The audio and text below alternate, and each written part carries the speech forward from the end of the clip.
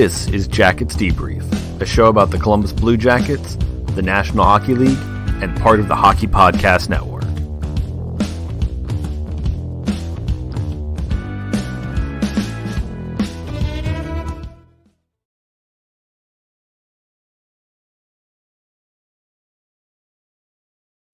It's the moment we've all been waiting for, folks. Hockey's back. We've been waiting months for this. It feels like years, probably because 2020 is just the endless hellscape that we could not escape from. But now we finally have. We're to the other side. We're in 2021. Not everything's magically better, but things are getting better. We have hockey. It is glorious. And now that hockey's back, something else is back.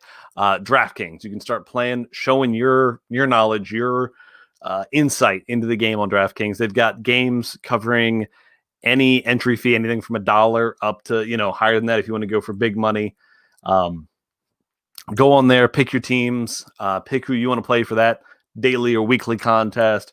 Prizes everywhere from, a few $100 to $100,000. They've got millions out there for it.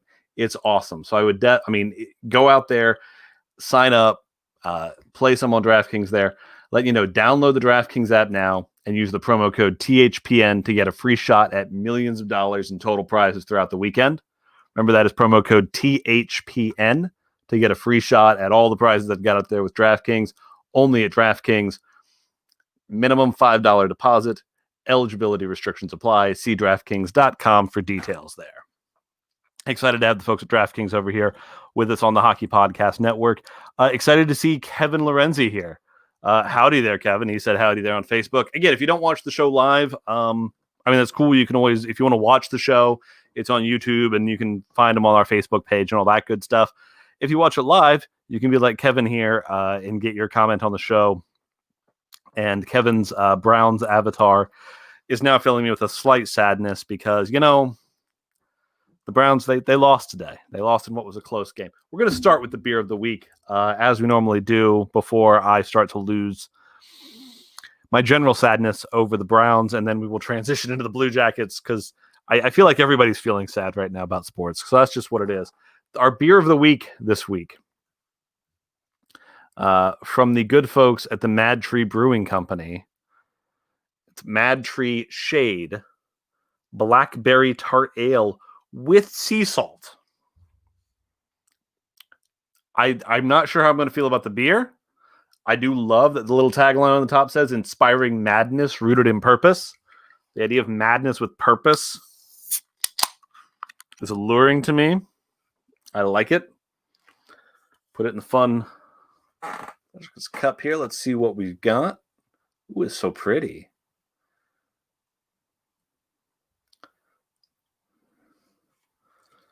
It's reminding me of that whatever it was we had last week, one of those seltzers that I ended up not being a fan of. It smells sweet. Yeah, that blackberry smell is there. That blackberry tart. Ooh. Blackberry tart with sea salt. That's where life's going to get interesting for me. That's where I'm very interested to see what's going to happen with that. So let's take a sip here.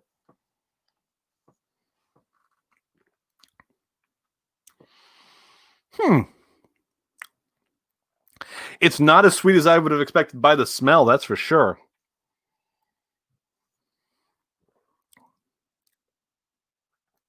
That's really good. That's a really balanced thing. There's a little bit of that tartness you can tell. Wow, I do like that. Mad Tree Shade Blackberry Tart Ale with sea salt. Get it. That's a nice little flavor. That's good. I don't see myself crushing like 6 of these or anything, but that's quite good. I'm very happy with that. Very good. That puts me in a better mood for what we're going to talk about next. Which, for those of you, if you've listened to the show for any length of time, I'm a Cleveland Browns fan. And today they fell to the Kansas City Chiefs in the AFC divisional round. What was the final? 22-17. Just getting this out there, first of all. I didn't expect them to win that game. They were competitive in that game, which was awesome. That was fun to see. That was not... I'm going to be honest, it's not something I expected for them to be competitive. Now, it didn't hurt that the Chiefs starting quarterback and all-world player Patrick Mahomes went down with an injury, but the Browns kept it close. And honestly, the Browns were better. It was something I said multiple times while I watched the game was the Browns are going to play a perfect game to win. They didn't. They played a far from perfect game. They were not their best. So for them to have been in it when they were was awesome. It was a surprise to me. I was not expecting that at all, but they did it. And they were close. They stayed in it.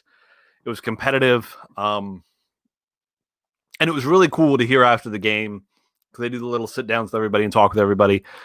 And the big thing you heard over and over again, especially from players like Baker Mayfield, was like, there's a new standard in Cleveland. For a long time, there's been this standard in Cleveland of, oh, well, it's the Browns. They're going to be bad. Nobody in that building buys that anymore. Nobody in that building buys, well, we're the Browns and we're bad. And Blue Jackets fans, we understand that change. Because the Blue Jackets went from being just one of the worst teams in hockey. There was actually this really cool animation making its way around on Twitter that what it did was it showed a team's points percentage over the course of the history of the franchise. And so like early when it was in the original 6 days, it was kind of jumping between the original 6. Then when it jumped to 12 teams, got a lot bigger, and then it kept getting bigger from there. Kind of the disappointing thing was at the end of the animation, the Blue Jackets were last. And this is after 4 straight years this team has made the playoffs. This is after a 100-point season. So in their 20 years, those first 15 years were bad. They were really bad. And so Blue Jackets fans know how things have changed in these last few years, going from really bad to a competitive team. A team that comes into each season with this expectation of, we're going to make the playoffs. We're going to make the playoffs. We're going to do something. But now we're in that moment of, is it time for that next jump? Because it really feels like it. We've done 4 straight years of making the playoffs. 2 years ago was the upset of Tampa in the first round. Last year, while it wasn't technically a playoff series win, they got that series win against Toronto to get into the formal playoffs, and then lost to the eventual Stanley Cup champions in 4. In 6. No, it was 5. It was 5. Excuse me. I'm all messed up right now. I'm sorry, folks. But for Blue Jackets fans, I think it's starting to feel like there needs to be that next step. Now, is that a linear thing where they go from, okay, well, we've won 1 playoff round, so this year we go 2, and then the next year 3, and maybe not. You kind of want to see that leap. You want to see this team make a move and be really competitive. You kind of want to see a team that, with 2 weeks to go in the season, we're not sitting there fretting about making the playoffs, and the real concern is, okay, we're in. Now, how far can we go? That's really the next step for this team. And I know that there's a lot of people who are having the conversation, I actually have been for a long time now, about is it time that we move on from John Tortorella? And it takes my mind back to this idea about how it seems like for a lot of teams, the coach that kind of builds things is never the coach that gets them to win. And a lot of that is, it's like the Pittsburgh one's the biggest example I've heard of, where you had the team for years, and then Dan Biles comes in as a midseason guy and wins a championship. And then later he's replaced by Mike Sullivan, who goes on and wins championships. The coaches who were there for a long time in Washington, the one that finally did it was Barry Trotz, that sort of thing. So, a lot of these are kind of helped by confirmation bias, but at the same time, if what we were wanting out of Torts was that moving that desire to be, moving that culture to being a team that wants to win and that expects to win, that's happened. That has happened. That's where this team is. Going into this season, something they've talked about and we've talked about is we've got players on this team like an Oliver Bjorkstrand and a Zach Werenski who have never known a Blue Jackets team to not make the playoffs. The expectation to win is there in Columbus. So I get that fans have the expectation now we need to take those next steps. we want to see a team that can make maybe an Eastern Conference Finals run, something like that. And management's, I mean, this is the natural result of what has happened with the team. When you start winning, people are like, okay, we've won, but there's no cups yet. There's nothing else yet. And that's where we need to get to as a franchise. So as Blue Jackets fans, if you're going into this season, like last season, I was talking about at the beginning of the season, I didn't know what to expect. I said the team could still be in at the trade deadline. I said the team could be out of it. I said, hey, maybe they'll fight and make the playoffs. I wasn't really sure after the exodus of Bobrovsky and Panarin and Duchesne. But then last year happened. And I'm going to be honest, even though we don't have Nudavara and Murray, I don't think this team took a significant step back on the defense. And I think this team should be better offensively.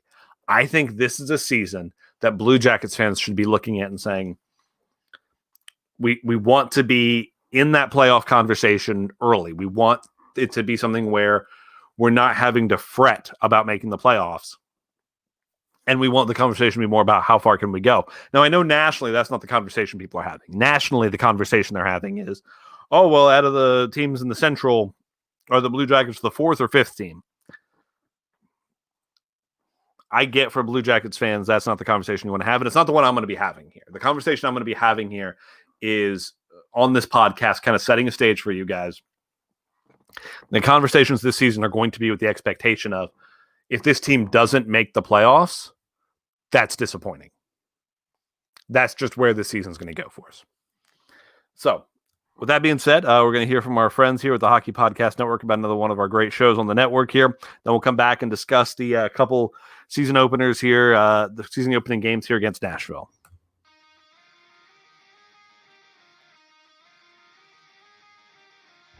What is up, everybody? Mikey CLT here from Bar Down Breakdown, letting you know that our 100th episode is going to be dropping exclusively on the Hockey Podcast Network on January 27th. We will be joined by special guest Derek from the amazing pop-punk band State Champs. Make sure you subscribe and follow us on all our socials so you do not miss any of our amazing episodes. We are so pumped that we have made it to episode 100. And to thank you, we are running an Instagram contest where one lucky winner can win a Steez brand snapback hat. So head over to our Instagram and enter our contest.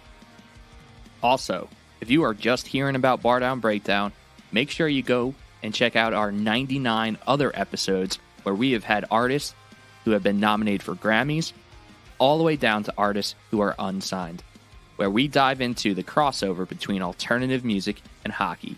So make sure you go and check out Bar Down Breakdown wherever you listen to podcasts, brought to you exclusively by the Hockey Podcast Network.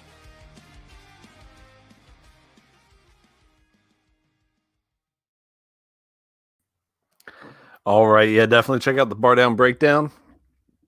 Great show, especially if you're one of those folks that likes to check things out as far as music and whatnot goes. I know myself. I know I enjoy every Friday when new albums drop, just checking out what's out there, seeing what's going on. All right, so getting into these games against the Predators. My initial feelings on them. Game one was just not great. If I had to give a description of it, they lost 3-1. It was the kind of game that looked sloppy. It just looked like they weren't ready. I don't know what happened there. Part of what made it rough was, the goals that Nashville scored to win were both off those were off those 2-on-1s. And one of the big goal they scored on the second game was also off a 2-on-1 breakaway. So last year the Blue Jackets were really good at clamping down, at not allowing those kind of breakaways to happen. And I'm not sure what's going on right now. I'm not sure if they're still trying to figure out their game a little bit. If they're still trying to figure out with who they've got out there, what they're doing. But put it this way. So in the first game one against Nashville. We'll look at scoring chances as kind of a way of looking at it here. In the first period, and these were all 5-on-5 stats from Natural Stat Trick. First period of that game in Nashville, Blue Jackets had 57% of the scoring chances for. Second period, 53%. So in the first period, it was 8-4, 6 against. Second period, 7-4, 6 against. That third period, Nashville had 6 scoring chances. The Blue Jackets had none. And that's what turned that whole game. I mean, in the third period, Nashville just kind of took over. And it just didn't... The team didn't look ready. They didn't look right. That's what I'll say. Second game. Second game, in my mind, was a totally different story. Looking at scoring chances in terms of it. First period, Blue Jackets had 72% of the scoring chances. Second period, they only had 33%. Second period, 33%. Third period, 66.67%. In total for the game, 56% of the scoring chances went to the Blue Jackets. So 25.19 or 25 scoring chances for, 19 against. Another number to kind of keep in mind in that first game, and this is part of where, even though the first game looks sloppier, in that first game, the Blue Jackets, by expected goals for, it went to Nashville 53% to 46%. The second game, expected goals for 64% for the Blue Jackets, 35% for Nashville. After 2 games, even though it's 0-2, it really feels like a mixed bag to me. First game, they just didn't look quite ready. Second game, they played well enough they could win. Now, if this lasts for any length of time, I mean, these are small sample sizes, but if this lasts for any length of time, then we have to start having conversations about, why is the team not, or are they underperforming their expected goals for? We'll see. Right now, it's really hard to get a read of where anyone is in the NHL for a couple of reasons. I mean, looking at the whole league, the team has played the most games. We're talking like 3. Pittsburgh's got 3. Toronto's got 3. And then we've got teams like Winnipeg that haven't played any, or they've played 1. I think the Florida Panthers are getting their first today. The Dallas Stars haven't played a game yet. But out of the teams that have played, if we look at the metric like expected goals for at 5-on-5, the Blue Jackets are 6th in the league at 56.9% of the expected goals for. If we're looking at scoring chances for, the Columbus Blue Jackets are 13th in the league at 51.95%. So, I mean, they're playing in the first 2 games. The first game was rough. The second game, they were playing a lot better. I want to see more aggressiveness out of players like Max Domi. What I will say is really cool so far is seeing certain players that have really stepped up for the Blue Jackets so far. Let me grab it here. It was... No, 1 second here, folks.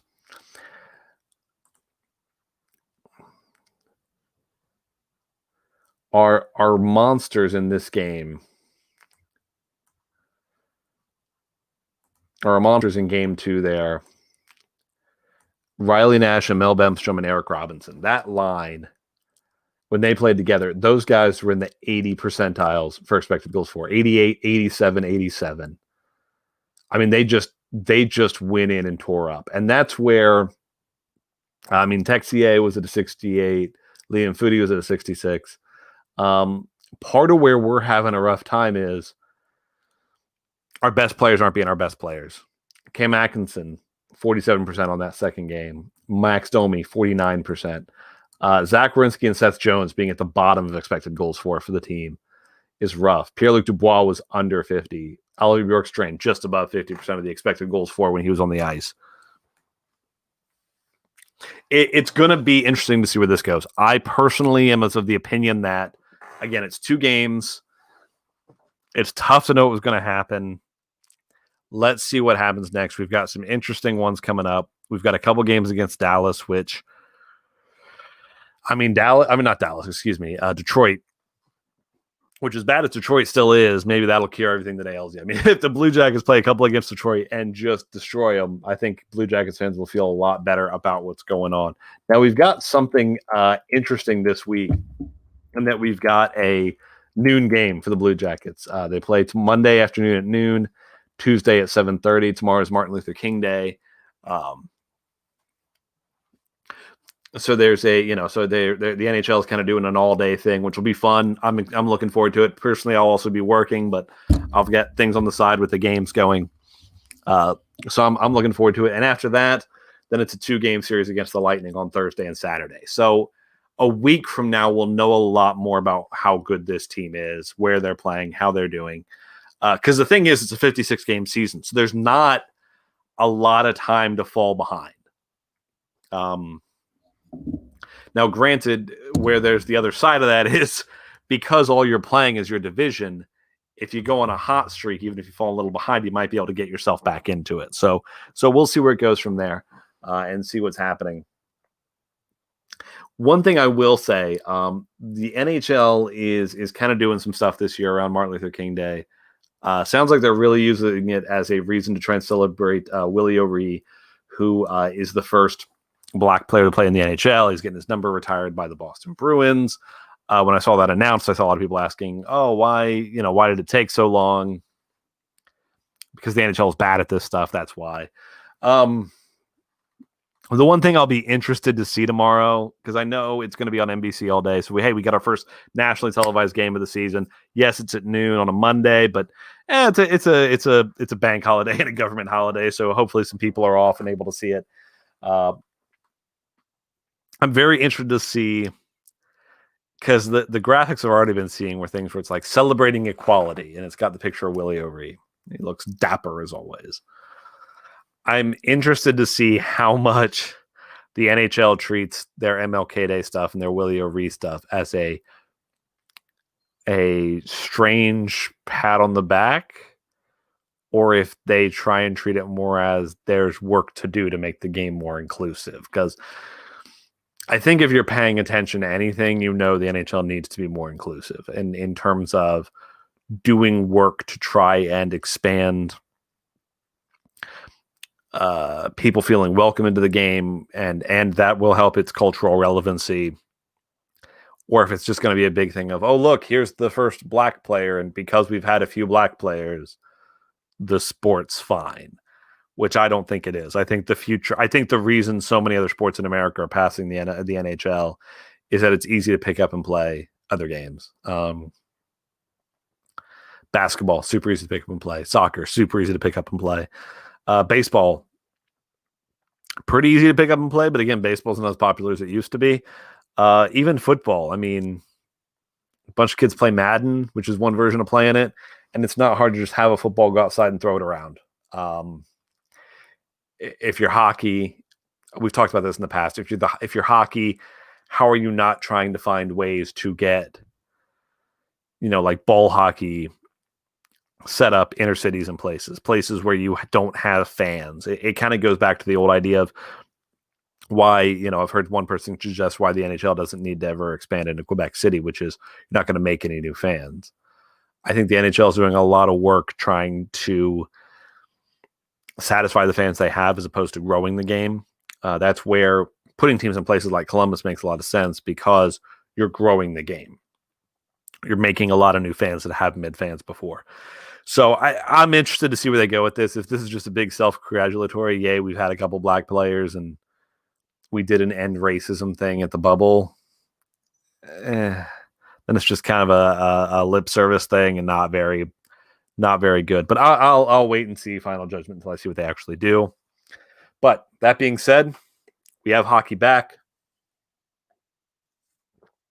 I like that. I really do. Again, beer of the week, Mad Trees Shade Blackberry Tart Ale with sea salt. Very good. But we've got hockey back. We've got Blue Jackets games back. I'm super excited for it. Very happy with it. One other thing I'm throwing in is just a personal note as we end the show this week. I know a lot of people on different Blue Jackets things have been talking about how to watch games, how to stream games, all that sort of stuff. I've told you I did a previously on an episode. I mentioned the whole fact that I switched to Spectrum because they've got it. One little thing I'd throw in, if you're somebody who made the switch to Spectrum and you're just doing the streaming, you didn't get a cable box, I'd highly recommend using their Apple TV stuff because the Apple TV stuff works great. That is where I would go if you're still kind of fumbling about for how to do your watching of the CBJ. And I'm going to do one little rant here before we go, which is I am the kind of guy, and part of it comes from the fact that I have a very, we'll put it this way. If you haven't heard me say this in the past, I went to college to get a formal education to be a Christian pastor in the Church of the Nazarene, a very conservative church. I technically meet all of the educational requirements to be a pastor in that church. And part of just my own personal ethical background on things is that when 99 times out of 100, when it comes to things like pirating stuff, downloading music, programs, movies, all that kind of stuff, I'm not the biggest fan. I don't think it's a good thing to do. It, in my mind, it still equates to stealing all of that. What's going on with this Sinclair and Fox Sports Ohio bullcrap, though, it's stretching me. Because here's the thing. You're locking people in a situation specifically where fans can't go to games. Because there's all these disputes, we're literally getting into places where there's fans who just can't get the game on something. I can only get the Spectrum streaming stuff because I have Spectrum for internet. If you're in an area where Spectrum doesn't offer internet, but you get internet through somebody else, you can't get Spectrum's TV service. AT&T just made some change to what they do. There's just not enough. If you're the NHL, this kind of goes back to touch to what I was talking about with their MLK Day stuff and having to expand the game. If you're the NHL, I get it right now. Revenues are not great because of what's happening. But how are you not having contacts with these regional TV providers and saying, guys, our fans have to be able to see the games? I know Sinclair said, we're going to do a standalone streaming app. Get on it. Get it done. Because here's the thing. There are places where people can stream games, and it's not a technically legal way to do it, but they can do it for free. And for the first time in a long time, I look at them and I'm like, yeah, you do your thing. And no part of me goes, oh, this is wrong or this is that or the other, because you're backing people into corners. I mean, you're backing people into corners. I mean, it's. I think AT&T, their service, you have to sign like a 2-year contract on, which is nuts. People shouldn't have to be signed contracts so they can get a certain channel to watch a sporting event. This is insanity. NHL. I mean, ultimately, this falls on the NHL because they're the ones signing the contracts and getting these local TV providers. You got to figure something out, guys. And I get it, times are tough. But honestly, at this point, even if you just got ESPN on all of them and everybody signed with an ESPN Plus deal, you're probably better off. Because ESPN Plus is $5 or $7 or whatever, and everyone can get it that has internet. So that's my 2 cents on this week. But yeah, guys, enjoy it. We got hockey back. Let's love it. Let's enjoy it. Now, I don't want to be. I'm not going to be all Pollyannish here because I'm also saying, yeah, I want this team to make the playoffs, and I'm going to be a bit disappointed if they don't. If they don't, that's going to be an interesting conversation we're going to have about what needs to happen going forward. But thank you all very much for watching. Thank you for listening. Check out our new friends with the Hockey Podcast Network over at DraftKings.com. Again, their promo code THPN. Thank you very much for watching, listening, subscribing, liking, whatever you do, whatever buttons you mash, and whatever words you type for us. Thank you very much, and go Jackets. Please subscribe to the show, follow us on Twitter at Jackets Debrief, and thank you for listening.